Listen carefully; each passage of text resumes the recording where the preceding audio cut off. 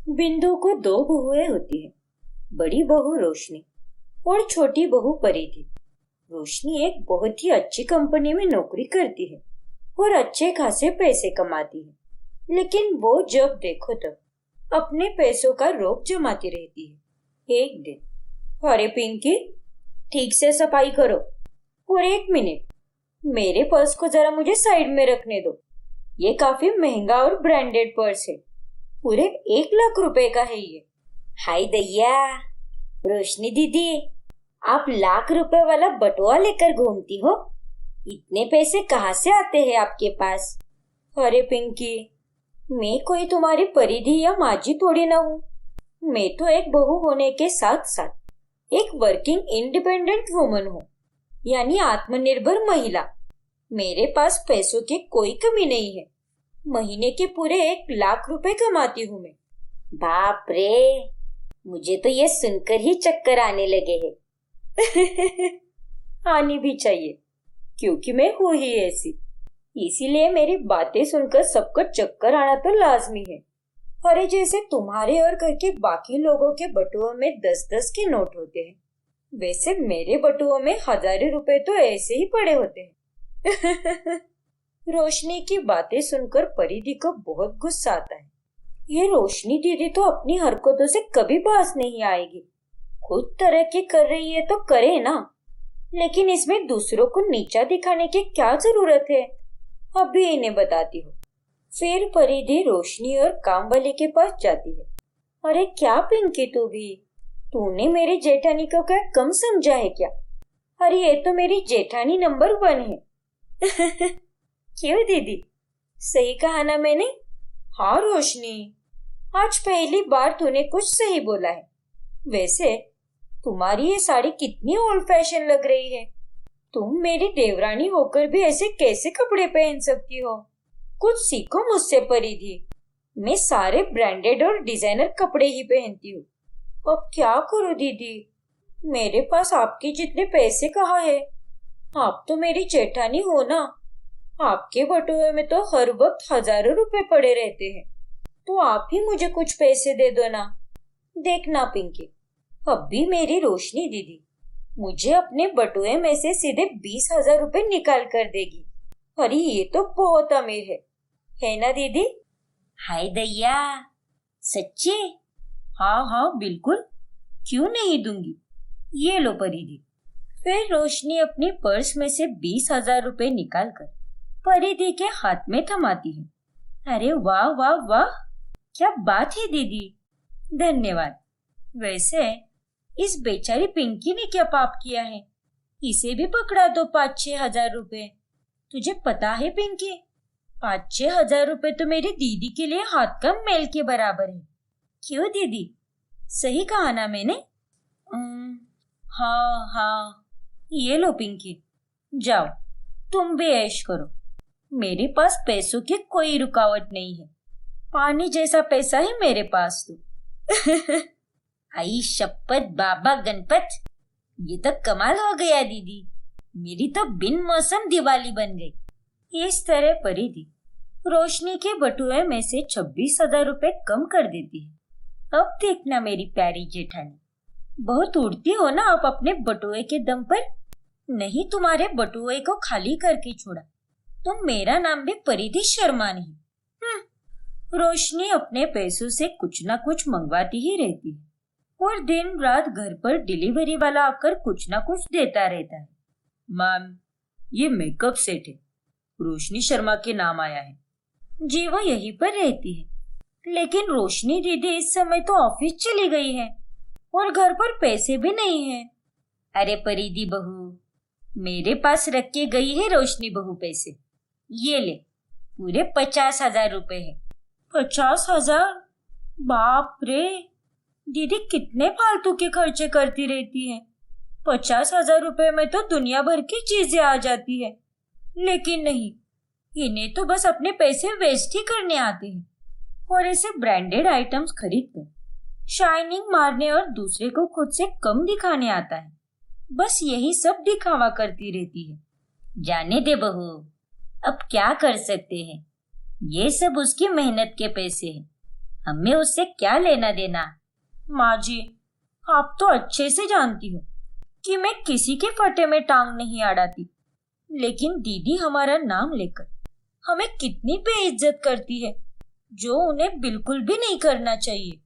फिर रात में जब रोशनी ऑफिस से घर आती है तभी, वाओ, फाइनली मेरा ब्रांडेड मेकअप सेट आ ही गया। माँ जी, परिधि, कैसा लगा आपको? ओफो, मैं भी ना किससे सवाल पूछ रही हूँ? आप दोनों को तो इस ब्रांड के नाम पता भी नहीं होंगे, और आप दोनों को तो मेकअप के बारे में भी इतना पता नहीं है। कोई बात नहीं, मैं समझ सकती हूँ। हंस ले बेटा, हंस ले, जितनी मर्जी हो उतना हंस ले, लेकिन मैं तुझे फिर से घाटे में तो डाल कर ही रहूंगी। घर में लाइट बिल के पैसे भरने की जिम्मेदारी परिधि की पति अखिल की होती है। अखिल वो पैसे परिधि को देता है, लेकिन वो पैसे परिधि कहीं पर छुपा देती है और सबसे ये कहती है कि वो पैसे कहीं खो गए हैं। और उसकी बातें सुनकर घर के सभी लोग हैरान रह जाते हैं। क्या? ये तुम क्या कह रही हो परिधि? पैसे कैसे खो गए? पैसे पूरे 15,000 रुपए थे, वो कोई 15 रुपए नहीं थे जो तुम मुंह उठाकर कहो कि खो गए। परिधि, जिम्मेदारी नाम की भी कोई चीज होती है। हाँ बहू, तू इतनी गैर जिम्मेदार कैसे हो सकती है? अगर ऐसा ही रहा तो आगे से तेरे हाथ में कोई भी इतनी मोटी रकम कभी नहीं देगा। सॉरी, मुझे माफ कर दीजिए, मैंने कुछ भी जानबूझकर नहीं किया। मैंने 2 घंटों तक मार्केट में ढूंढा, लेकिन मुझे वो 15,000 रुपए कहीं भी नहीं मिले। लेकिन अब हम क्या करें? राहुल भाई साहब, रोशनी दीदी है ना, वो देंगी पैसे। दीदी के पास तो हर समय पैसे रहते हैं, और ये बात तो हमेशा दीदी कहती है। तो प्लीज दीदी, दे दो ना पैसे। वो हाँ रोशनी भाभी, वैसे मुझे आपसे पैसे मांगने तो नहीं चाहिए, लेकिन मजबूरी ही ऐसी है। आई एम रियली सॉरी भाभी, लेकिन आप ही हमेशा कहती हो ना कि आपके पास हमेशा ढेरों सारे पैसे पड़े होते हैं, तो अगर आज आप पैसे दे दोगी तो। ठीक है अखिल, कोई बात नहीं, मैं बिल भर देती हूँ, तुम्हें चिंता करने की कोई जरूरत नहीं है। ठीक है? फिर रोशनी अपनी पर्स में से पैसे निकाल कर देती है, और इस तरह एक बार फिर से परिधि अपनी चाल चलकर रोशनी के बटुए से पैसे घटा देती है। फिर एक दिन, माँ जी, आपको पता है क्या, पिछले हफ्ते मैं एक 5 स्टार रेस्टोरेंट गई थी। आप लोगों ने मेरा स्टेटस तो देखा ही होगा ना? हाँ रोशनी बहू, देखा था, बहुत अच्छा था और काफी महंगा भी लग रहा था। हाँ माँ जी, बहुत महंगा था। अब क्या करूं, मुझे वो ढाबे पर और वो फूड स्टॉल पर खाना खाना बिल्कुल भी पसंद नहीं। मेरे बटुए में एक्स्ट्रा के 30 से 40,000 पड़े हुए थे, तो मैंने ये सोचा कि क्यों ना आज का लंच 5 स्टार होटल में किया जाए। आप लोग तो कभी गए भी नहीं होंगे वहां पर। हाँ बहू, हमारी इतनी हैसियत ही कहाँ पर है जो हम वहां पर जाकर 5 स्टार होटल का खाना खाएं। आई नो माँ जी, सो सैड। इसमें सैड होने वाली क्या बात है दीदी? आपके होते हुए तो हम 5 स्टार होटल में जाकर खाना खा सकते हैं ना? क्यों माँ जी? माँ जी तो मना ही करेंगी, लेकिन उनके मन में बहुत इच्छा है। वैसे तो है ही, पर अरे पर वर क्या कर रही हो माँ जी? हमारी रोशनी दीदी है ना, वो तो हमें पक्का लेकर जाएगी। चलो, मैं जल्दी से तैयार हो जाती हूँ, आप भी हो जाइए। लेकिन वो ठीक है, चलो। इस तरह परिधि फिर से रोशनी के बटुए से पैसे कम करवा देती है, और रेस्टोरेंट में उन तीनों का ही हजारों रुपए का बिल बनता है। फिर एक दिन बिंदु को अचानक से चक्कर आ जाती है। तभी परिधि हैरान हो जाती है। रोशनी तो अपने कमरे में ही सो रही होती है। हे भगवान, अब मैं क्या करूं? माँ जी को तो तुरंत हॉस्पिटल लेकर जाना होगा, लेकिन पैसे?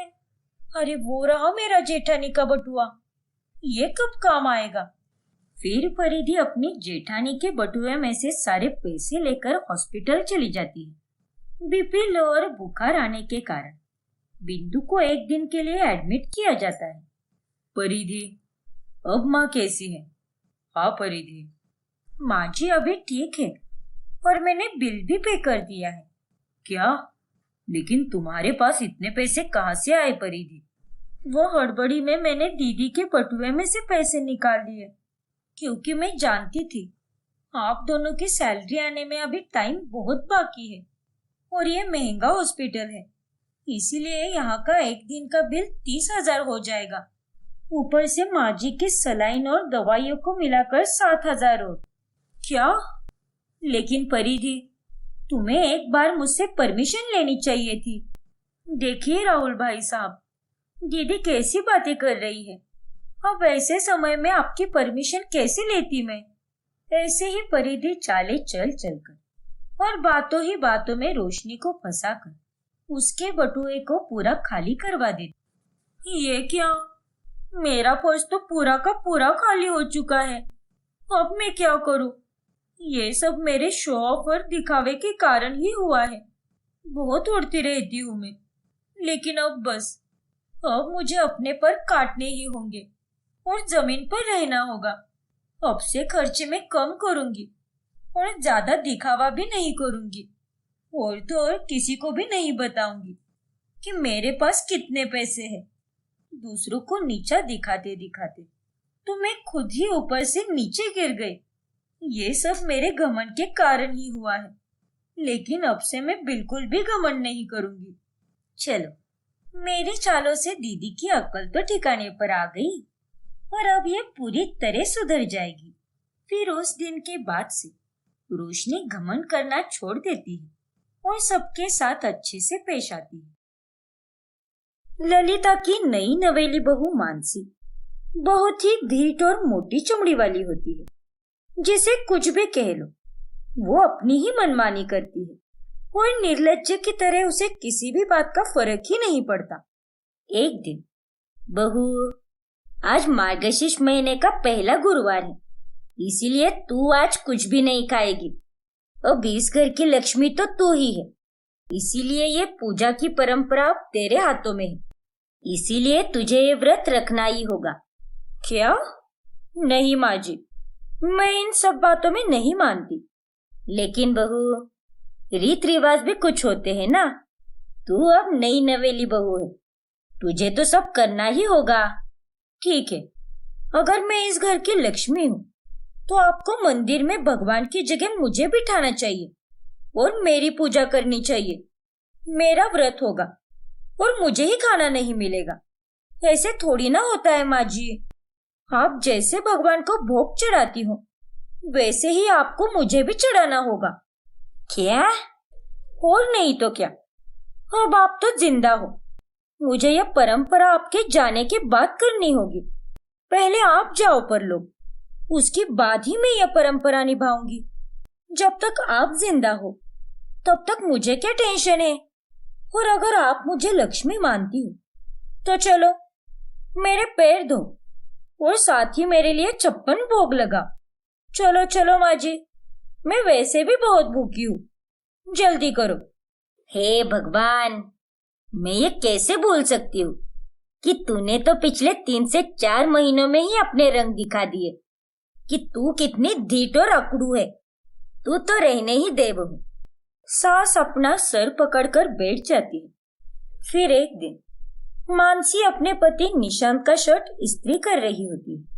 तभी वह फोन पर बात करते वक्त उस शर्ट को जला देती है और वो देखकर निशांत को काफी गुस्सा आता है। अरे यार मानसी, फिर से तुमने मेरी शर्ट जला दी। अरे पिछले 3 से 4 महीनों में तुमने मेरे कितने सारे शर्ट जला दिए हैं। एक काम करो, सारे कपड़े ले लो और उन्हें एक साथ जला दो, तब जाकर तुम्हें तसल्ली मिलेगी। देखो निशांत, मैंने जानबूझकर कुछ नहीं किया है, समझे तुम? इसीलिए तुम्हारे शर्ट का बिल मेरे नाम पर मत फाड़ो। तो किसके नाम पर फाड़ू मैडम? अरे शादी के 4 महीनों बाद ही परेशान हो गया हूं मैं तुमसे। मन तो करता है कि दूसरी बीवी लेकर आओ, हाँ तो लाओ ना, मुझे कोई फर्क नहीं पड़ता। अगर तुम कहो तो मैं ही तुम्हारे लिए लड़की ढूंढना शुरू करती हूँ। मुझे क्या, घर के काम में तो मेरी ही मदद हो जाएगी ना। हे भगवान, आखिर किस मिट्टी से बनी हो क्या पता, किसी भी बात पे टस से मस नहीं होती तुम। मानसी पर घर में किसी की बात का कोई असर नहीं होता, और होता भी कैसे, मोटी चमड़ी वाली जो थी वो। फिर एक दिन उनके घर पर बुआ जी आती है। अरे ललिता, तुमने अपनी बहू को कुछ सिखाया क्यों नहीं? मानसी बहू, तुम्हें शर्म नहीं आती क्या? तुम्हारी शादी को अभी तक 1 साल भी नहीं हुआ और तुम इतनी चमक छल्लो बनकर घूम रही हो। क्या? ओ बुआ जी, आप कहना क्या चाहती हो? अरे नालायक लड़की, ये ऐसे मॉडर्न जमाने के कपड़े कौन पहनता है भला? भूल मत, तू एक बहू है और तुझे साड़ी पहननी चाहिए, देखने वाले को भी अच्छा लगता है। लेकिन नहीं, तू तो अपनी और अपने परिवार की इज्जत डुबा कर ही मानेगी। देखो बुआ जी, मैं चाहे कुछ भी पहनूं, आप कोई नहीं होती मुझे बताने वाली। और ये मेरा बदन है, आपका नहीं, जो आप इतना हक जता रही हो। और अपनी ये नौटंकी अपनी बहू के पास जाकर करो, मेरे सामने नहीं, समझी आप? इतना कहकर मानसी रसोई में चली जाती है और हैरानी के कारण बुआ का मुंह खुला का खुला ही रहता है। देखा ललिता तूने, कितनी मोटी चमड़ी वाली है तेरी बहू। अरे इसे तो कोई बात का फर्क ही नहीं पड़ता, एकदम निर्लज्ज है, निर्लज्ज। उसे समझा समझा कर तो मैं भी थक गई हूँ दीदी। अब क्या करूं, वो किसी की नहीं सुनती। अरे वाह, आज तो मंगलवार है, इसका मतलब आज साबूदाना खिचड़ी खाने मिलेगी। क्यों निशान की मम्मी? अरे घर में व्रत की खिचड़ी तो तब बनेगी ना जब आपकी बहू घर को पवित्र रखेगी। इसका मतलब बहू ने फिर से नॉनवेज बना दिया आज। बहू इधर आओ। भौंकिए पापा जी, मेरा मतलब बोलिए पापा जी। क्या हुआ, ये खराब स्पीकर की तरह क्यों बजे जा रहे हो? बहू, मैंने तुझे कितनी बार समझाया है कि मंगलवार के दिन तू घर में नॉनवेज नहीं बनाएगी, लेकिन नहीं, तू अपनी बुरी हरकतों से कभी बाज नहीं आएगी। अरे क्यों नहीं सुनती किसी की? देखिए पापा जी, आज मंगलवार का व्रत आपका है, मेरा नहीं। और वैसे भी नॉनवेज तो मेरे पेट में जाएगा ना, तो आपका उसमें क्या जा रहा है? मैं आपके लिए मेरा मन क्यों मारूं? मुझे जो खाना है मैं वही खाऊंगी। कभी, कैसे, क्यों, किस लिए, इन सब सवालों के जवाब देना मैं जरूरी नहीं समझती। सच में ये बहू तो बहुत ही बिगड़ चुकी है, इसके तो मुंह लगना ही बेकार है। घर में सभी लोग मानसी के बर्ताव के कारण बहुत ही परेशान हो जाते हैं। फिर एक दिन जब मानसी गाड़ी चलाते वक्त सिग्नल तोड़ देती है, तभी मैडम रुक जाओ, रुक जाओ मैडम, हवालदार चिल्लाते रहता है। लेकिन मानसी गाड़ी चलाकर आगे निकल जाती है। फिर अगले दिन वो हवालदार एक लेडी कांस्टेबल के साथ मानसी के घर पहुंच जाता है। हे भगवान, पुलिस, और वो भी हमारे घर पर। क्या हुआ है, आप यहाँ पर कैसे आ गए? अरे माँ जी, क्या हुआ, कौन आया है? ये मानसी खुराना यहीं पर रहती है ना? कहाँ पर है वो? जी जी, इसी घर में रहती है वो, मेरी बहू रानी है वो। ये देखिए मैडम, ये गाड़ी उनके ही नाम पर रजिस्टर है। कल उन्होंने ट्रैफिक सिग्नल तोड़ा था और बहुत बार आवाज लगाने पर भी वो नहीं रुकी, और आज हम यहाँ पर उसका ही फाइन लेने आए हैं। क्या? तभी मानसी बाहर आती है। क्या हुआ है माँ जी, कौन है? बहू वो। फिर जब मानसी दरवाजे पर आती है, तभी वो हवलदार और लेडी कांस्टेबल को देखकर शेरनी से भीगी बिल्ली बन जाती है। अरे ये पुलिस हमारे घर पर, क्या हुआ है हवलदार साहब? मानसी जी, आपको पता भी है कल आप सिग्नल तोड़कर भागी थी। मैंने आपको चिल्लाते हुए रोकने की पूरी कोशिश की, लेकिन आपने मेरी एक नहीं सुनी। एक जिम्मेदार नागरिक होने के नाते ये सब आपको शोभा देता है क्या? अरे इतने अच्छे घराने से हो आप। चलिए अब जल्दी से 10,000 रुपए का फाइन भर दीजिए। क्या? 10,000? मैं कोई फाइन वाइन नहीं भरूंगी। हाथ तोड़ा मैंने सिग्नल, तो उसमें कौन सी बड़ी बात है? आजकल तो सभी लोग सिग्नल तोड़कर भागते हैं, तो आप उनके भी घर पर जाकर फाइन मांगते हो क्या? किससे फाइन मांगना चाहिए और किससे नहीं, क्या इतना भी समझ में नहीं आता क्या आपको? और आप यहाँ पर आए ही क्यों? मानसी की रूडली बातें सुनकर लेडी कांस्टेबल बात करने लगती है।